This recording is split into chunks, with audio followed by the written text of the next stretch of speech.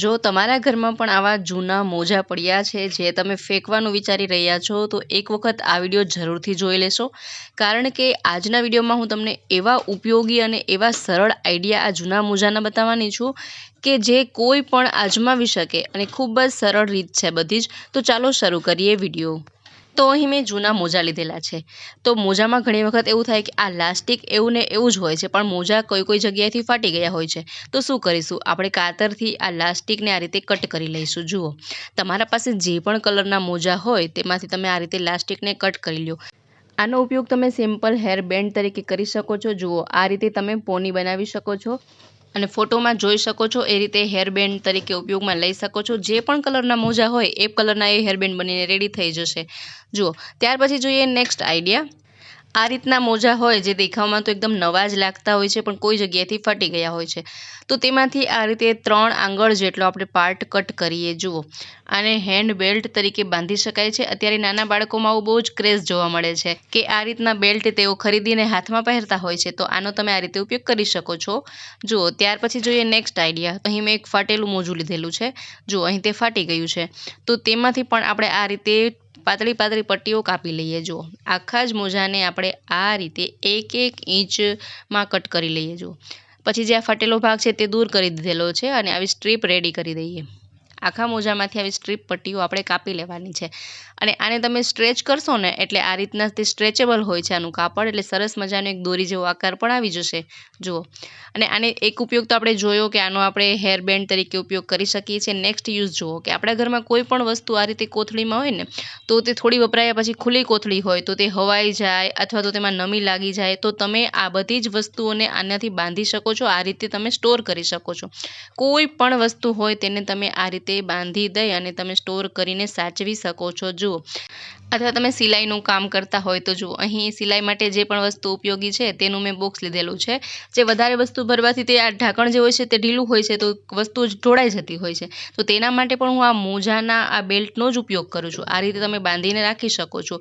અથવા તો કોઈ મોટી વસ્તુ હોય, આ રીતની બાચકી હોય તો તેને પણ તમે આ જે બેલ્ટ છે તેનાથી બાંધી શકો છો. અથવા તો કોઈ પણ તમે લગેજ બેગ હોય, જેમ કે સૂટકેસ હોય, તેને આપણે કોઈ કોથળીમાં પેક કરીને રાખી હોય તો તેનું મોઢું પણ તમે આ મોજાથી આ રીતના બાંધી શકો છો. તો અલગ અલગ પર્પઝમાં ખૂબ જ ઉપયોગી થઈ શકે છે. ત્યાર પછી આપણે જોઈએ નેક્સ્ટ આઈડિયા. તો જુઓ, અહીં મેં જે મોજું લીધું છે તે થોડું ફાટી ગયું છે. તો હવે આ મોજાનો આપણે ઉપયોગ જોઈએ. તો અહીંથી જેટલા ફાટેલા પ્રમાણમાં છે તેને કટ કરી દઈએ અને જુઓ, આ જે ફાટેલો ભાગ હતો તેને કટ કરી દઈએ અને અહીં આ રીતે કટ લગાવીએ. બંને મોજામાં સેમ રાખીએ. એક મોજા પર એક મોજું રાખી અને તે જ પ્રમાણમાં તેને આપણે કટ કરી લઈએ અને અહીં આપણે કટ લગાવી દઈએ. તો આ એક હેન્ડ ગ્લવ્સ બનીને રેડી થઈ જશે. આ રીતે તમે હાથમાં પહેરી શકો છો. જુઓ, તમે આની લંબાઈ તમારી હિસાબથી રાખી શકો છો. જુઓ, આ રીતના તમે હેન્ડ ગ્લવ્સ બનાવી શકો છો. અથવા તો તમે શોર્ટ બનાવવા માંગતા હોય તો થોડું એને વધારે આપણે કટ કરી દઈએ અને આંગળીઓનો ભાગ ઓપન રહે એ રીતના આપણે ગ્લવ્સ પણ બનાવી શકાય છે. જુઓ, આ મોજાનો તમે ઘણી રીતે ઉપયોગ કરી શકો છો. તમે સ્કૂટી ચલાવતી વખતે, બાઇક ચલાવતી વખતે પણ આનો ઉપયોગ કરી શકો છો. ત્યાર પછી જોઈએ નેક્સ્ટ આઈડિયા. તો અહીં જે આ બે મોજા છે ને તેમાં અંગૂઠાના ભાગ પણ ફાટી ગયું છે, તો તેને આપણે કટ કરી લઈએ. જુઓ, આ રીતે કટ કરી લઈએ અને આ જે લાસ્ટિકવાળો ભાગ છે તે પણ આપણે કાતરથી કટ કરી લઈએ. બંને જ મોજામાં આપણે આ રીતે કટ કરી લેવાનું છે. ત્યાર પછી જુઓ આપણે શું કરવાનું છે. અને આ લાસ્ટિકવાળો પાર્ટ તમને ખબર છે વેસ્ટ નહીં જાય, આને તમે દોરી તરીકે બાંધવામાં યુઝ કરી શકો છો.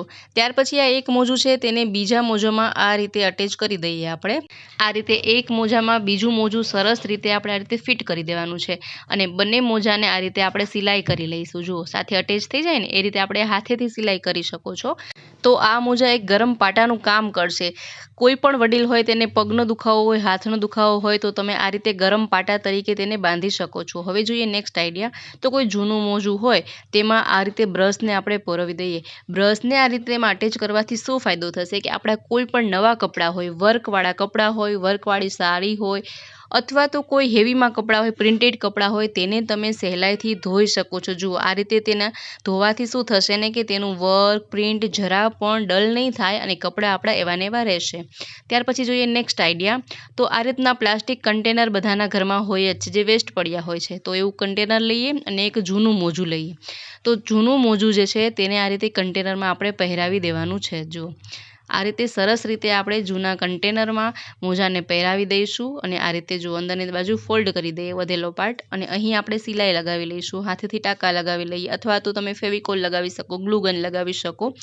હવે આમાં તમે ફ્લાવર રાખી શકો અથવા તો બાળકોના ભણવાના ટેબલ પર રાખવા માંગતા હોય તો તેમાં પેન, પેન્સિલ, કાતર, રબર, ઇરેઝર, કલર બધું જ રાખી શકો. ત્યાર પછી જોઈએ નેક્સ્ટ આઈડિયા. તો અહીં મેં એક ગ્લાસ લીધેલો છે. ગ્લાસમાં આ રીતે મોજું તમે પહેરાવી શકો છો અને સરસ રીતે આ રીતે ફોલ્ડ કરી અને એક સરસ મજાનું ફ્લાવર પોટ તરીકે ઉપયોગમાં લઈ શકો. આમાં સ્ટેશનરીનો સામાન બધું જ રાખી અને પણ બાળકોના ભણવાના ટેબલ પર પણ રાખી શકો છો. જુઓ આ રીતે પણ લાગશે જ નહીં કે આપણે આ ગ્લાસનો ઉપયોગ કરેલો છે, હે ને. ખૂબ જ સરસ મજાનું આ એક ઓર્ગેનાઇઝ બનીને રેડી થઈ જશે. તો આ રીતે પણ ઉપયોગમાં લઈ શકો. ત્યાર પછી જોઈએ નેક્સ્ટ આઈડિયા. તો અહીં મેં એક જૂનું મોજું લીધેલું છે, તેને આપણે આ રીતે ઊંધું કરી લઈએ. જો આ રીતે ઉલટાવી દેવાનું છે. પછી જે આ મોઢાવાળો પાર્ટ છે ને મોજાનો, તેને આપણે બાંધી લઈએ. શેનાથી બાંધવાનો છે? જે બીજા મોજાનો આપણે આ રીતે બેલ્ટ તૈયાર કર્યો હતો તેનાથી જ આપણે અહીં બાંધીશું. આ રીતે મોજાના મોઢાનો ભાગ આપણે બાંધી લઈએ. ત્યાર પછી આપણે એક ચેન લેવાની છે. જુઓ આ માપની મેં ચેન લીધેલી છે, તેને આપ અહીં લગાવી શકો. જુઓ આ રીતે ઊંધી અથવા તો અહીં પણ લગાવી શકો. મેં અહીં લગાવી છે. આ રીતે આપણે ઊંધી લગાવવાની છે અને સોય દોરાની મદદથી જ આપણે અહીં ટાંકા લગાવવાના છે. અહીં સિલાઈ મશીનનો ઉપયોગ મેં જરા પણ બતાવ્યો નથી, જેથી આ બધા જ આઈડિયા કોઈ પણ અજમાવી શકે. આ રીતે આપણે હાથેથી જ આ ચેનને લગાવી લેવાની છે. યાદ રાખવાનું છે કે ચેનને ઊંધી આપણે લગાડવાની છે, બરાબર. ચેનના રનરવાળો ભાગ છે અંદર રહેવો જોઈએ. જો આ રીતે મેં સિલાઈ લગાવી લીધી છે ચારેય બાજુ. પછી આપણે આ ચેનને ખોલી દઈએ. જો આ રીતે ચેનને આપણે ખોલી લેવાની છે. ખોલ્યા પછી જો આ જે ચેનની અંદરનો ભાગ છે ને મોજાનો, તેને આપણે કાતરથી કાપી લેવાનું છે, કટ લગાવી લેવાનું છે. અહીં એટલું યાદ રહે કે આપણે આ એક જ પાર્ટ છે મોજાનો કટ કરવાનો છે. આ પાછળનો પાર્ટ છે મોજાનો એ કટ ન થઈ જવો જોઈએ, બરાબર. આ રીતે ધ્યાનથી સાવધાનીથી કાતરની મદદથી આપણે આ મોજાનો આગળનો પાર્ટ જ કટ કરીએ. જુઓ બંને સાઈડ કટ ન થઈ જવી જોઈએ. કટ કર્યા પછી આપણે તેને સવડું કરી લઈએ. જુઓ આ રીતે તેને આપણે સવડું કરી લેવાનું છે. સરસ મજાનું એક પાઉચ બનીને રેડી થઈ ગયું છે. જુઓ તમે ચેઇન ખોલબંધ કરી શકો છો. સરસ મજાનું એક પાઉચ બની ગયું છે. બાળકોને તમે આ પાઉચ આપી શકો. તેમાં રબર, પેન્સિલ બધી જ વસ્તુઓ તમે એમાં આપી શકો છો તેને. અને અથવા તો તમે પણ તમારા મેકઅપ બ્રશિસ છે અથવા તો મેકઅપનો કોઈ પણ સામાન હોય, ફાઉન્ડેશન, આઈલાઇનર બધું જ આમાં રાખી અને ટ્રાવેલમાં લઈ જઈ શકો છો સાથે. તો આ રીતે પણ આ પાઉચનો ઉપયોગ થઈ શકે છે. જુઓ આ રીતે મસ્ત રીતે એક સરસ મજાનું પાઉચ બની ગયું છે. લાગે જ નહીં કે આપણે આ મોજામાંથી બનાવ્યું છે. અને જો અંદર તમે આ પાઉચમાં દોરી બાંધવા ન માંગતા હોય તો તમે ત્યાં સિલાઈ પણ લગાવી શકો છો. જુઓ સરસ મજાનું એક પાઉચ બનીને રેડી થઈ ગયું છે. તો આઈ હોપ આ વિડીયો પણ તમને ખૂબ ગમ્યો હશે મિત્રો. ત્યાર પછી જોઈએ નેક્સ્ટ આઈડિયા. તો અહીં મેં એક આ રીતનું કન્ટેનર લીધેલું છે. જુઓ તેમાં આપણે ફરી એક મોજું પહેરાવીશું. જો આ રીતે મોજું પહેરાવી દેવાનું છે. તમારા પાસે કોઈ પણ આ પ્લાસ્ટિકનો ડબ્બાઓ હોય ને તમે તે લઈ શકો છો. તેમાં આ રીતે આપણે મોજાને પહેરાવી દેવાનું છે સરસ રીતે. સરસ ફિટ થઈ જશે આ મોજું. અને આ પાર્ટ છે ત્યાં આપણે સિલાઈ લગાવી લઈશું. જો હાથેથી જ આપણે સિલાઈ લગાવવાની છે. સોય દોરાથી આપણે ટાંકા લઈ લઈશું અને આ રીતે આપણે તેને અહીંથી પેક કરી દઈશું. જુઓ અહીં મેં સિલાઈ લગાવી લીધી છે.